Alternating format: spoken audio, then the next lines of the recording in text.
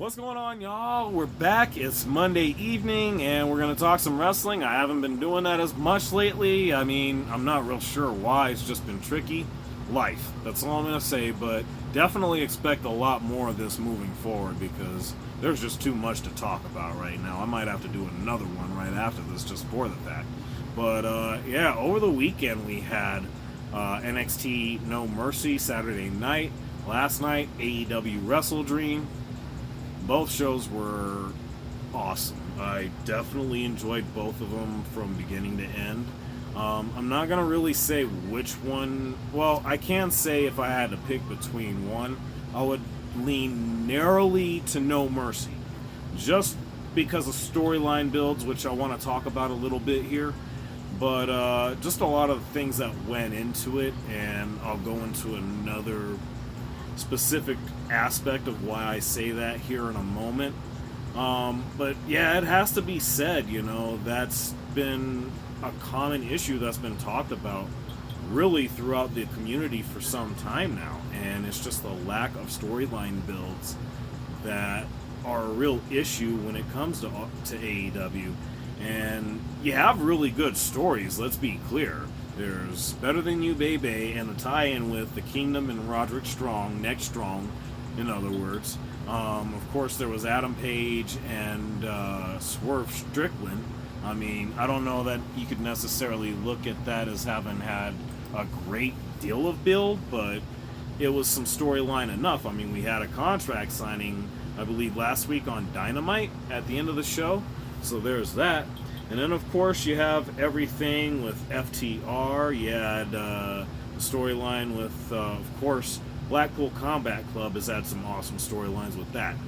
Speaking of which, Orange Cassidy, who had a great run with the AEW International title.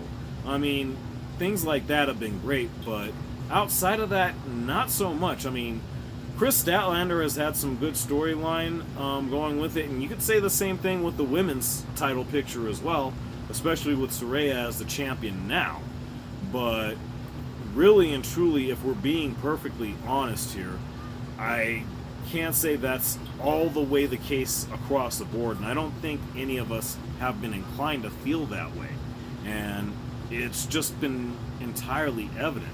Now, the thing about it is that AEW puts on incredibly good matches. In a lot of cases, really great matches. More often than not, great matches.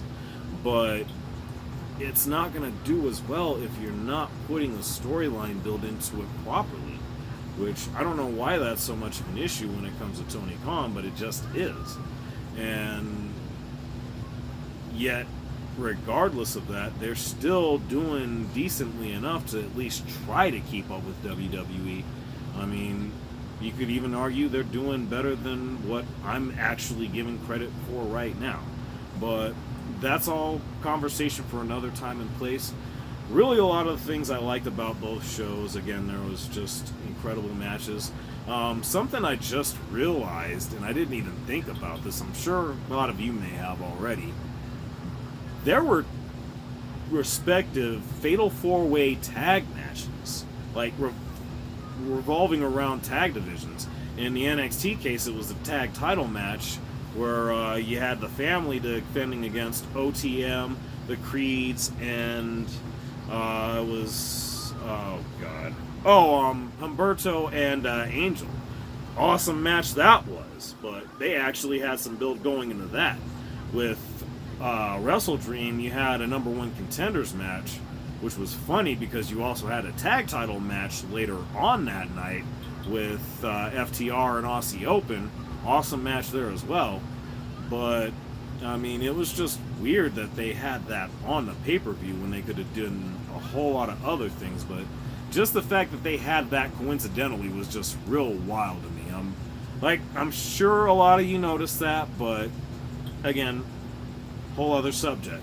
Another situation I will speak of, and this is where I want to talk about how AEW is good when they actually focus on it, like full-fledged. They're great about building new stars.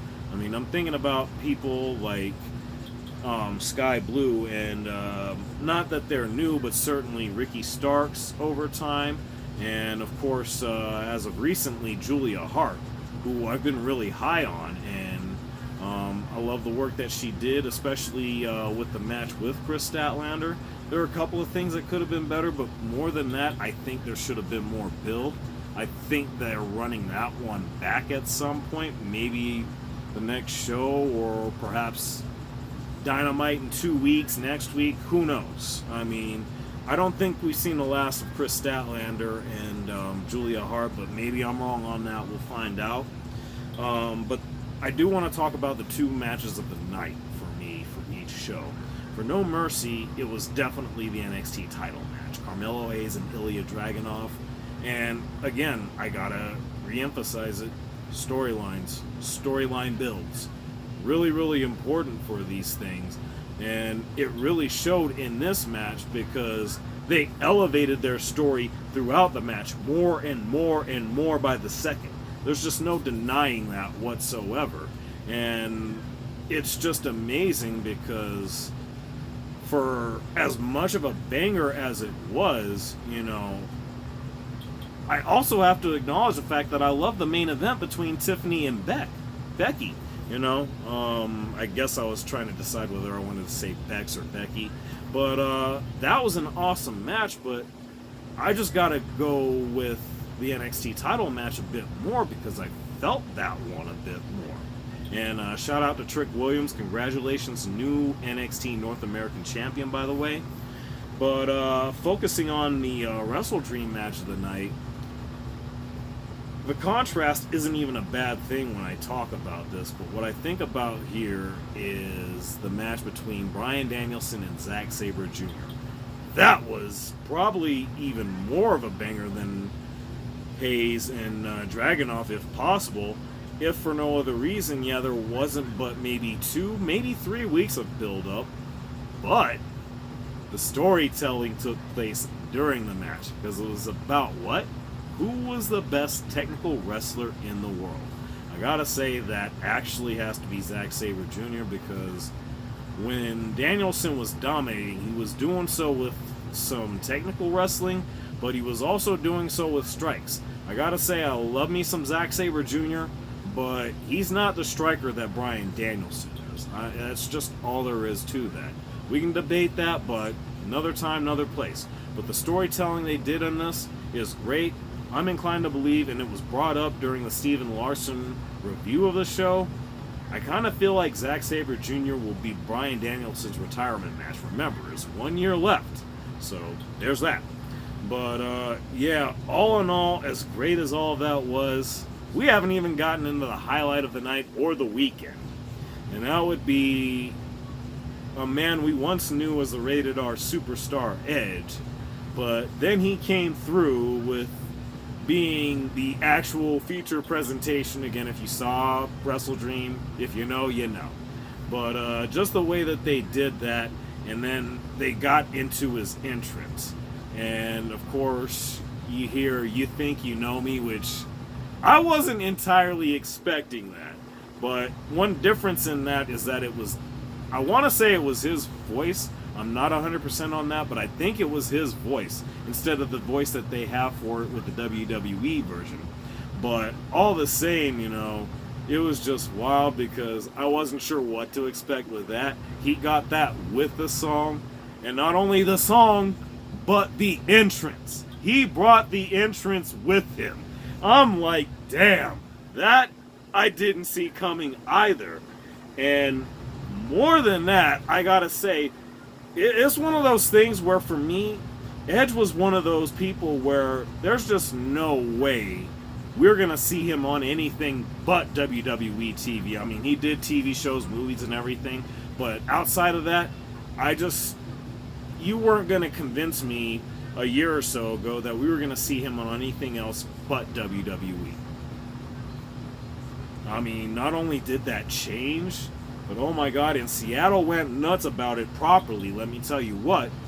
But more than anything else, you know, like I said, we went from having the rated R superstar Edge to now having the rated R superstar Adam Copeland. I mean, if that isn't some shit for you. I don't know what is. And I gotta say it that way largely for the fact that, it's just interesting how all of that works out because, just with what Edge has been for WWE over the years, everything about this is just wild as a whole. I mean, I can only count the ways just so many times over, Yeah, I'll just leave it at that. All I know is that it was just amazing, just seeing everything unfold the way that it did. But it's pretty cool, especially having him have that stare down and the interaction with Christian Cage, and of course everything. I mean, I didn't even get into the fact that Nick Wayne turned on Darby Allin and helped Christian Cage retain the title. But yeah, I mean, it's just wild to see everything unfold the way that it did, and I'm absolutely here for it. Just excellent weekend, great stuff, and I believe the business is in a great place as a whole, and it can only get better from here. And that's literally what I look forward to. But yeah, let me know what y'all think on it. What did y'all enjoy about the weekend? What do y'all look forward to the most? Look forward to more stuff wrestling-wise, and of course I'm going to talk my stuff about sports as well. But yeah, I'm going to leave it at that for now. Again, let me know what y'all think. Like, share, subscribe. You know what it is. I'll get at y'all. Take it easy.